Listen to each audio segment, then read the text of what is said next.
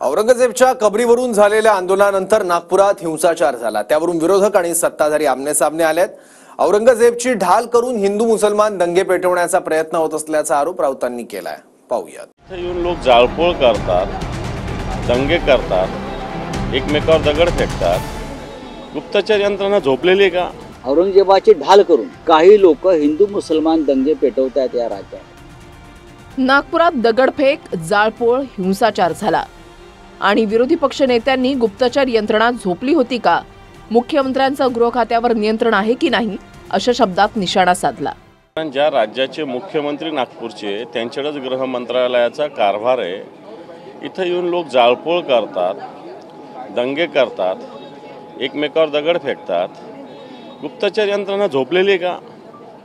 जर नागपूर सारख्या गृहमंत्र्याच्या शहरात गुप्तचर यंत्रणा झोपलेली असेल, राजरोज एकमेकावर दगड फेकेल, तर पोलीस झोपलेली होती का? याचाच अर्थ प्रशासनावर गृह मंत्रालयाचा कोणताही अंकुश राहिलेला नाही। उद्या गुढीपाडव्याला दंगली उसळण्याचा प्रयत्न करतील आपलेच लोक। आणि काल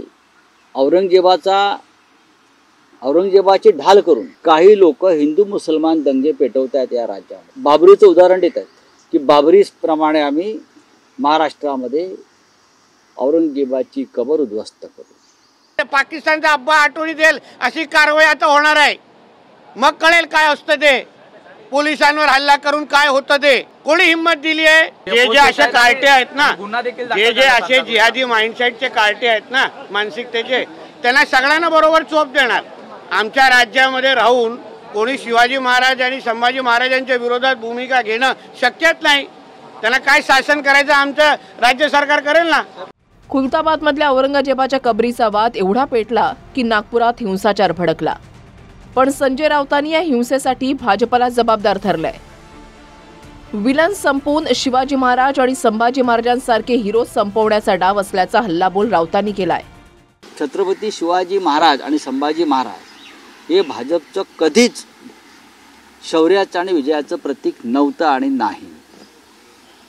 त्याच्यामुळे आधी विलन संपवला की हिरो आपोआप संपतो।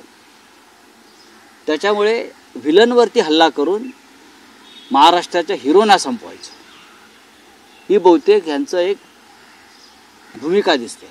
संजय राऊत आता व्हिलनच्या भूमिकेत आहेत आणि त्याच्यामुळे स्वाभाविकपणे ते व्हिलनचीच काळजी घेणार।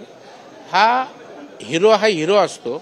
छत्रपती शिवाजी महाराज हे हिंदूंचे, देशाचे, हिंदुस्थानचे हिरो आहेत। संभाजीराजे आमचे आयडॉल आहेत आणि त्याच्यामुळे व्हिलन प्रवृत्ती ज्यांची आहे त्यांना व्हिलनच्या दृष्टिकोनातूनच दिसणार। नागपुरातल्या हिंसाचाराचे पडसाद मुंबईतल्या अधिवेशनातही उमटले। विधान भवनाच्या पायऱ्यांवर आंदोलन करत असताना विरोधक आणि सत्ताधारी आमने-सामने आले। औरंगजेबाची कबर हटवा असे पोस्टर सत्ताधारी झळकवत होते। त्याच वेळेला विरोधकांनी मंत्री नितेश राणेंचं पोस्टर दाखवत द्वेष पसरवणाऱ्या मंत्र्यांच्या हकालपट्टीची मागणी केली।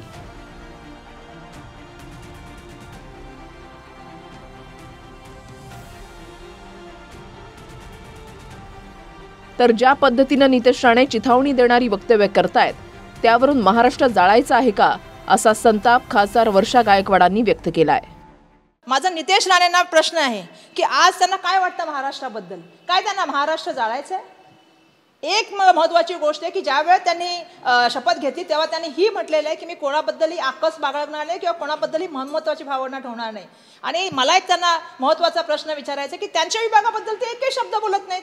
त्या टी राजाला कोण कुत्रा विचारत नाही। तिकडे कोण सा टी राजा तेलंगणातून येऊन इकडे प्रशक भाषण करतो। आता त्याला राजाला इकडचा एन राजा पण मिळाला। टी राजा आणि एन राजा, लावा आग, पेटवा महाराष्ट्र, घडवा दंगली, हे सत्ताधाऱ्यांचं काम आहे काय? सत्ताधारी आमदारांनी करावं काय? बरं, महाराष्ट्रामध्ये कुठे असा उद्रेक आहे? कुठला मुस्लिम समाज किंवा इतर शीख समाज, हिंदू समाज कुठे रस्त्यावर काही त्यांच्या भावना आहेत? आपणच भावना भडकवत आहोत। सभागृहामध्ये कोण बोलत नाही, कोणी आंदोलन म्हणजे सभागृहामध्ये एकाने पण काही बोललं नाही याबद्दल, ज्याच्याबद्दल तुम्ही मला प्रश्न विचारताय। पायऱ्यांवर काय होतं त्याच्यावर बोलण्याचा काय अर्थ आहे?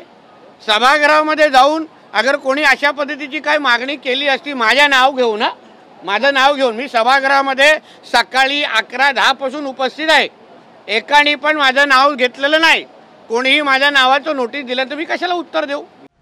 औरंगजेबाची कबर आम्हालाही नको असं मुख्यमंत्री फडणवीसही म्हणालेत. पण त्याच वेळेला फडणवीसांनी 50 वर्षांआधी पुरातत्व विभागानं कबरीला संरक्षित केल्याची खंतही बोलून दाखवली आहे. त्यावरून उद्धव ठाकरेंनी मोदींकडे जा आणि कबर हटवा, नाहीतर औरंगजेब तुमचा कोण लागतो अशी बोचरी टीका केली आहे.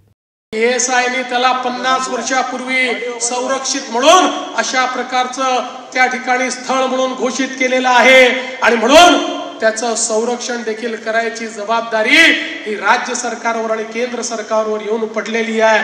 काय दुर्दैव आहे, ज्या औरंग्याने आमच्या हजारो लोकांना मारलं त्याच्याच कबरीचं संरक्षण आम्हाला करावं लागतं. पण एक वचन तुम्हाला निश्चितपणे देतो, काहीही झालं तरी या महाराष्ट्रामध्ये औरंगजेबाच्या कबरीचं महिमा मंडन होऊ देणार नाही, त्याचं उदात्तीकरण होऊ देणार नाही. त्याचं उदात्तीकरण करण्याचा कोणी प्रयत्न केला तर तो प्रयत्न त्याच ठिकाणी चिरडून टाकण्याचं काम या आम्ही केल्याशिवाय राहणार नाही. हे वचन छत्रपती शिवरायांच्या या मंदिराच्या समोर आपल्या सर्वांना मी देतो. नाही, यांची मिलीभगत आहे, यांची सगळी मिलीभगत आहे, यांच्याकडे कोणते मुद्दे राहिलेले नाहीत.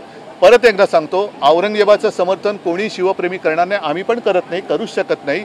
पण हा विषय काढण्यापूर्वी ज्या हतबलतेने आज मुख्यमंत्री म्हणालेत की त्या कबरीचं आम्हाला रक्षण करावं लागतंय, जा ना मोदींकडे जा आणि तुम्ही ते रक्षण तुम्ही करताय हे सांगितलं, त्याच्याबद्दल मी मुख्यमंत्र्यांना धन्यवाद देतो. मग औरंगजेब तुमचा लागतो कोण हे उत्तरही मुख्यमंत्र्यांनी द्यावं. महाराष्ट्रात सध्या औरंगजेबाची कबर राजकीय मुद्दा झालाय, पण त्यातूनच झालेल्या आंदोलनातून नागपुरात दगडफेक आणि जाळपोळ झाली, त्यातून पुन्हा राजकीय भडका उडालाय. गिरीश गायकवाडसह अक्षय मणकणी, TV9 मराठी, मुंबई.